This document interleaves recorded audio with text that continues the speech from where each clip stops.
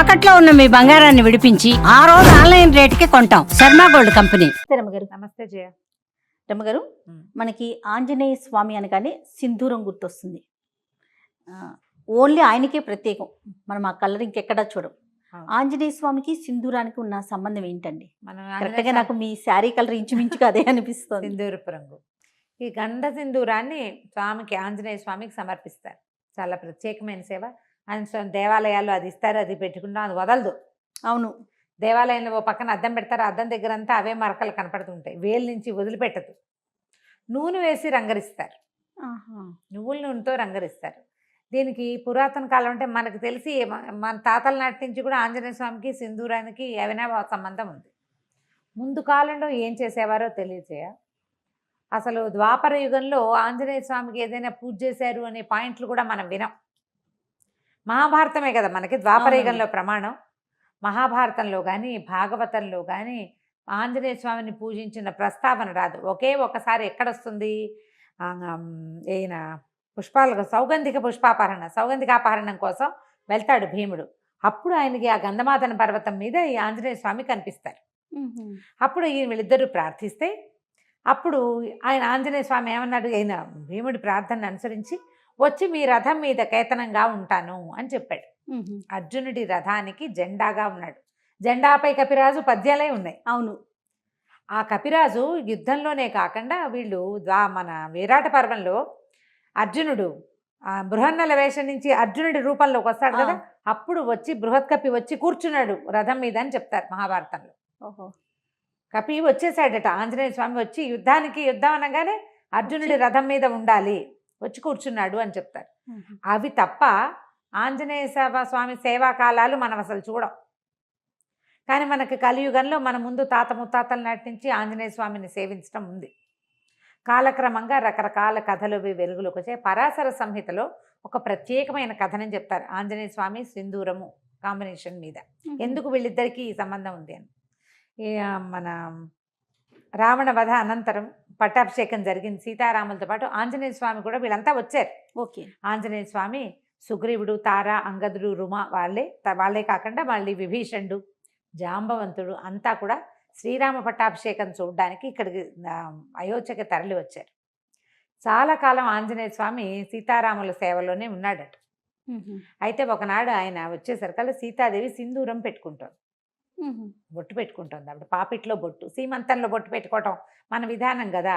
అంటే ఇప్పుడు మనం రామాయణ కథ అంతా నార్త్ ఇండియా కథగా మనం చెప్పుకుంటాం. వాళ్ళకి పాపిట సింధూరం చాలా ముఖ్యం ఆ ప్రాంతం వారికి. బొట్టు పెట్టుకుంటుంటే ఈయన అడిగాడు, అమ్మా ఈ సింధూరం ఎందుకు పెట్టుకుంటున్నావు నువ్వు అని అడిగితే సీతాదేవి చెప్పిందట, రాముడు అత్యంత ప్రీతిపాత్రుడుగా ఉంటాడు, ఈ బొట్టే రాముని యొక్క ప్రీతి, ఆయనకి ఇష్టం. రాముడు ఎక్కువ కాలం, చాలా కాలం చల్లగా ఉండటానికి ఈ బొట్టు పెట్టుకుంటేనే ఆయనకి మంచిది. రాముని ప్రేమ, దానికి కారణం ఈ బొట్టు అని చెప్పింది. ఈయన ఆలోచించుకున్నాడు, ఈవిడ ఒక్క చిటికెడు బొట్టు పెట్టుకుంటేనే ఈవిడ తప్పిపోతే రాముడు ఎంత దుఃఖపడ్డాడు.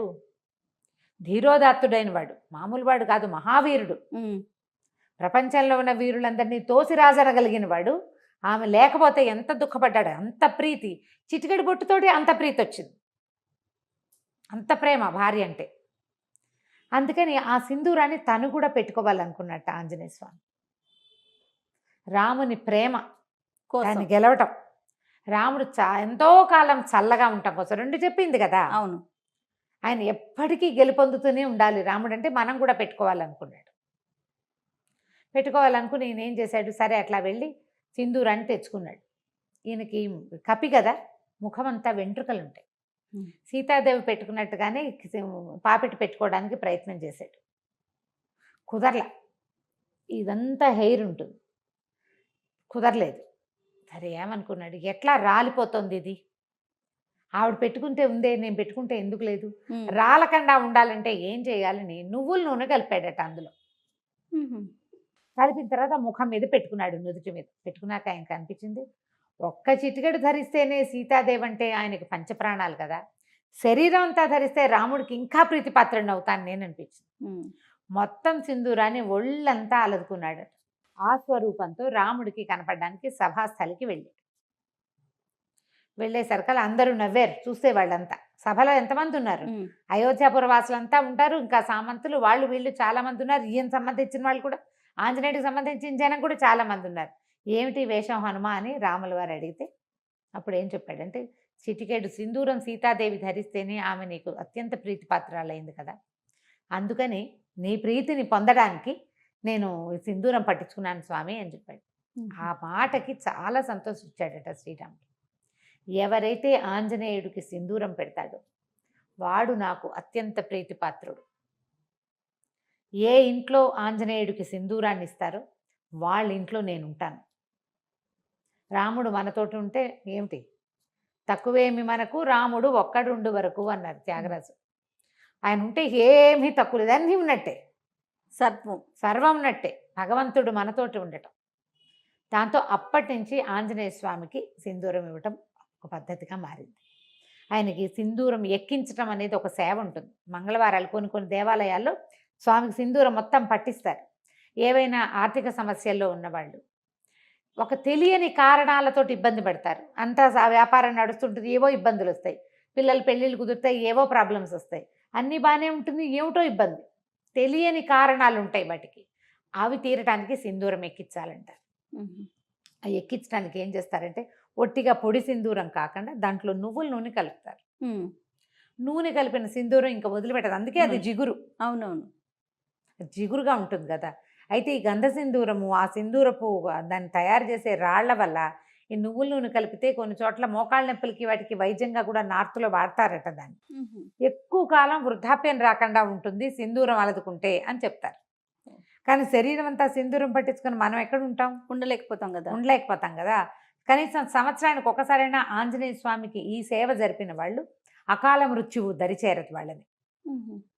ఏడాదికి ఒక్కసారి మనమే స్వయంగా అలంకరించగలిగితే మంచిది, అవకాశం ఉంటే.